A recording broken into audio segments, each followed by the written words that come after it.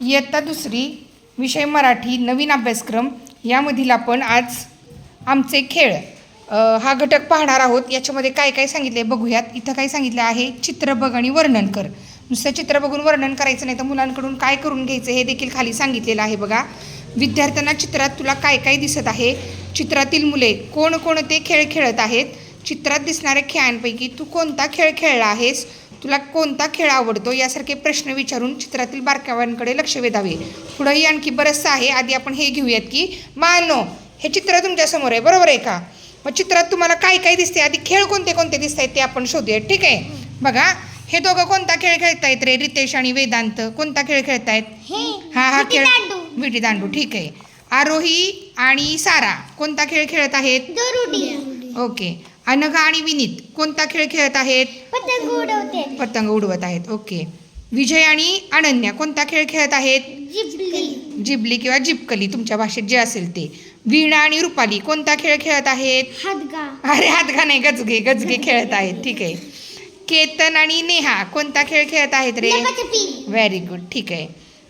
Peter आणि साहिल कोणता खेळ खेळत आहेत? गोट्या. ओके.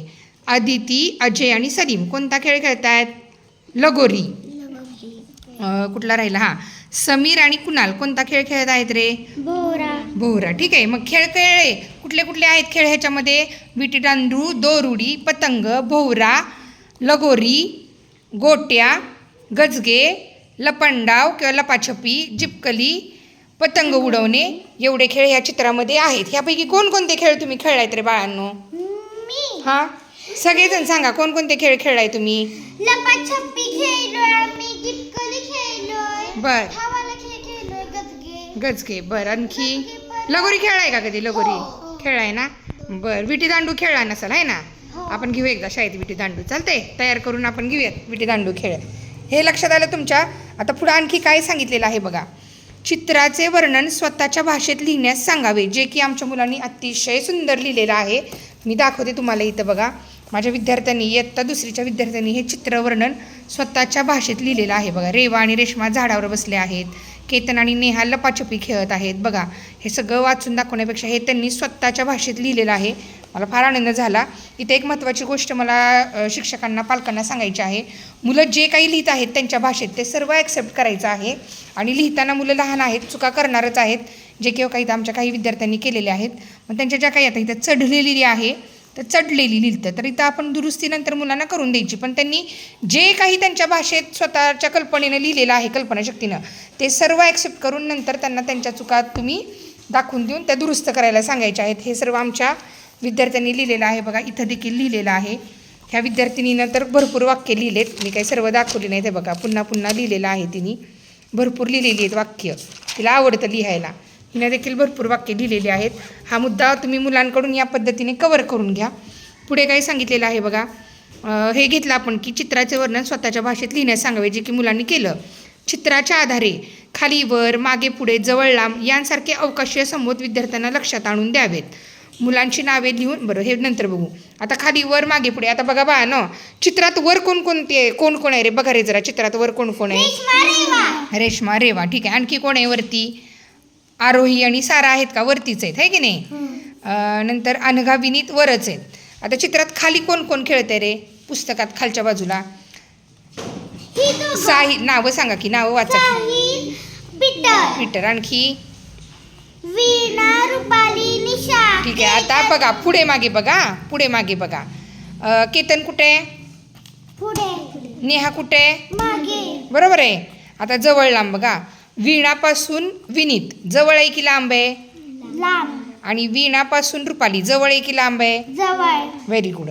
आता त्याच्यानंतर पुढचा मुद्दा बघूयात आपण. मुलांची नावे लिहून व वाचून घ्यावीत. मुलांची नावं आपण एकदा वाचूयात बाळांनो. मी इथं ठेवते, तुम्ही पटपट पटपट वाचा. कोण आहे हे? रेश्मा. हा. प्रणव, वेदांत, रेवा, सारा, आरोही, रितेश, समीर, कुणाल, अजय, सलीम, अदिती, मोती, साहिल, पीटर, वीणा, रुपाली, निशा, मोठ्याने सगळे. केतन, नेहा, अनन्या, विजय, विनीत, अनघा. Very good. पुढं काय सांगितलेलं आहे बघा. वेगवेगळे खेळ कसे खेळले जातात याविषयी विद्यार्थ्यांसोबत संभाषण करावे. आता आमचे विद्यार्थी बऱ्यापैकी ह्यातले खेळ खेळलेले आहेत. जो खेळ नवीन आहे तो आम्ही घेऊच मुलांचा. खेळांविषयी विविध चित्रफिती दाखवाव्यात. विद्यार्थ्यांना चित्रफितीवर चर्चा करून प्रश्न विचारण्याची समान संधी द्यावी आणि वर्तमानपत्रातील खेळांविषयी ठळक बातम्या वर्गात वाचून दाखवाव्यात. हा झाला आमचे खेळचा चित्र बघ आणि वर्णन कर. आता याच चित्रावरती पाठीमागं पेज आहे बघा, इथं सांगितलेलं आहे की मला हे समजले. तुला काय काय समजले? आमच्या मुलांनी सर्व अभ्यास पूर्ण केलेला आहे. इथं उत्तरं तुम्हाला दिसत असतील पण पुन्हा एकदा आपण घेऊयात. चित्राचे निरीक्षण कर, सांग व लिही. चित्रात एकूण किती मुली दिसत आहेत? आता हिनं लिहिलेत 11 राजवर्धिनीने. आपण बघूयात 11 मुली आहेत का. 1 2 3 4 5 6 7 8 9 10 11. हिचं उत्तर बरोबर आहे. चित्रात मुली एकूण किती दिसत आहेत? 11. चित्रात नेहा कोठे लपली आहे? हे बघा, चित्रात नेहा शोधायची. ही नेहा आहे.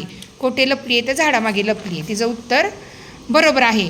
तुझ्या मित्रमैत्रिणींची नावे सांग. तिनं तिच्या मित्रमैत्रिणींची नावे लिहिलेत. ओवी, शरयू, सान्वी. चित्रामध्ये रितेश आणि वेदांत कोणता खेळ खेळत आहेत? आपण पाहूयात. रितेश आणि वेदांत हाय बघा इथे विटीदांडू खेळत आहेत. आमच्या राजवर्धिनीनं उत्तर अगदी बरोबर लिहिलेलं आहे. आता पुढे बघा, चित्रातील रंग बघ, त्या रंगाचे कपडे घातलेल्या मुलांची नावे सांग व लिही. आता हा लाल रंग आहे. लाल रंगाचे कपडे बऱ्याच जणांनी घातलेत. तिने 2 नावं लिहिलेत, अनन्या आणि निशा. आपण पाहूयात बरोबर आहे का. बघा, अनन्या आणि निशा अगदी बरोबर आहे. आणखी पण आहेत बघा लाल रंगाचे घातलेले. आरोही आहे, वेदांत आहे, पण चालते 2 लिहिली तरी. त्यानंतर निळा, नेहा आणि विजय. नेहा कुठे बा? नेहा ब्ल्यू कलर निळा. आणि आरोही पण आहे, विजय पण आहे. अगदी छान, भरपूर आहेत. त्यानंतर ग्रीन हिरवा, समीर आणि पीटर. हे बघा, पीटरनं हिरवा घातलेला आहे. समीरनं देखील घातलेला आहे. रितेशने देखील घातलेला आहे. पण कोणती 2 नावे लिहायची होती म्हणून 2 लिहिले तिने. आणि केशरी, प्रणव आणि अजय. अजय कुठे रे बाळानो? हां, अजय आणि प्रणव. हाय बघा, प्रणव. अगदी बरोबर. छान राजवर्धिनी, उत्तर अगदी योग्य आहेत. आता इथं बघा, वाक्य वाच, योग्य पर्यायाला खून कर. बाळानो सांगा एकदा मला तुम्ही. खेळताना तुझा मित्र पडला तर तुम्ही हसणार का त्याला मदत करणार? व्हेरी गुड, छान. त्याच्यावरती असं बरोबर टिकमार्क करायची. आदितीला लगोरी खेळता येत नाही तर तिला खेळात घेणार नाही का तिला खेळ शिकवणार? तुम्ही काय करणार? Very good. आता विचार कर आणि सांगाल का रे बाळांनो? मी विचारते तुम्हाला, जरा सांगा. पाठातील चित्रामध्ये आलेले खेळ सोडून तू कोणकोणते खेळ खेळतोस किंवा खेळतेस ते सांग. ह्यातले सोडून आणखी कोणते खेळ खेळता तुम्ही? सांगा की आम्हाला एखादं नाव सांगा. एक तरी नाव सांगा. हां सांग. हां, कॅरम. Very good. हां, व्हेरी गुड. अजून? व्हेरी गुड, छान. भरपूर खेळता की. चला, चित्रातील झाडावर बसलेल्या रेवाबद्दल तुला काय वाटतं? हे बघा, इथं झाडावर रेवा बसली. काय वाटतं रे ती का बसली असेल? तुमच्या कल्पनाशक्तीने सांगा. वाक्य कशी लिहिली तुम्ही मला? हां सांगा. कारण की तिला सगळ्यांचे खेळ बघायचे, कोणते खेळतात म्हणून. Very good. तुम्हाला काय वाटतं बाळांनो? का बसली असेल वरती? थोडासा विचार करा. वाक्य लिहिली की नाही तुम्ही छानपैकी विचार करून? तुम्हाला काय वाटतं सांगा. काही वाटू दे, ॲक्सेप्ट आहे सगळं. ती दमली असेल. Very good. तुला काय वाटतं ओवी? बरं, ठीक आहे. ओके. हां, पुढे बघा. भोवरा या खेळासाठी कोणते साहित्य लागतं रे? का इथं भोवरा आहे. तुम्ही खेळलायत का रे बाळानं भोवरा कधी? नाही ना. मी सांगते, भोवऱ्यासाठी भोवरा एक लागतो आणि दोरी लागते. एवढ्या 2च साहित्यामध्ये भोवरा खेळ खेळला जातो. भोवरा आणि विटीदांडू आपण नक्की खेळूयात. आपले देशी खेळ आहे ते. हां, आता इथं बघा, खेळूया शब्दांशी. दिलेले चित्र बघ, त्या चित्राखाली खेळाचे नाव लिही. हे काय आहे? बॅडमिंटन, फुटबॉल, हॉकी आणि बॅटबॉल.